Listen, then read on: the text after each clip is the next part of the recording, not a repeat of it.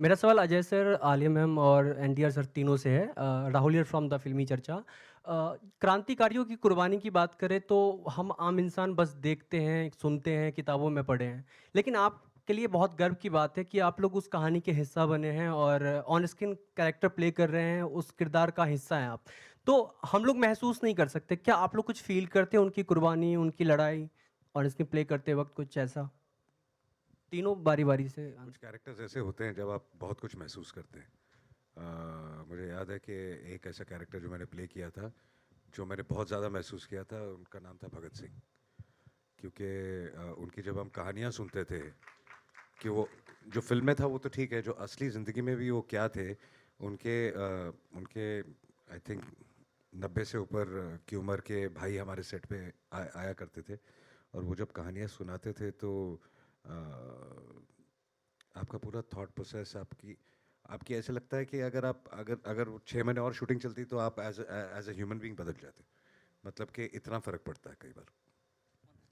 Um, well, I have done a film called Razi where I played character of an unsung hero, and I think I completely agree with Ajay sir that अगर आप 6 महीने और या 3 महीने और या 1 महीने और उस you live that character, you really feel because हम imagine नहीं कर सकते हैं what you know they have to do, what they go through, and what they how they put their lives at stake, you know, for the country and for their people. हम imagine भी नहीं कर सकते हैं.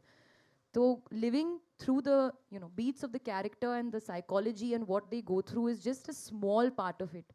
उन्होंने actually वो actually गुजरे उससे. So of course the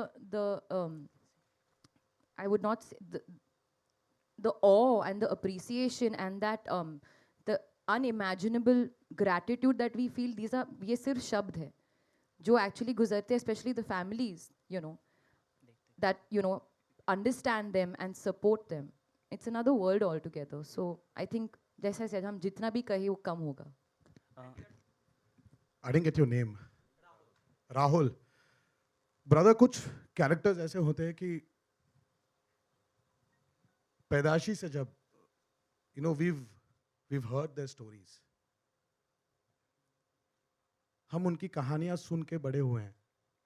तो जब ऐसे कैरेक्टर्स करने के लिए when you have an opportunity, हम बस मेमोरी लेन में चले जाते हैं और बस you start remembering those stories, and somewhere you feel that you really don't need to work hard for it, क्योंकि तुम्हारी जिंदगी के ऑलरेडी वो हिस्सा बन चुके हैं. So you're playing yourself there. You're not playing some character. So these are the freedom fighters. These are the great people who've become a part of your life already. So you're playing yourself. Alia? So there wasn't a special effort for this. And of course, when you have a director like Rajmouli, who is ready to guide you, it becomes very easy.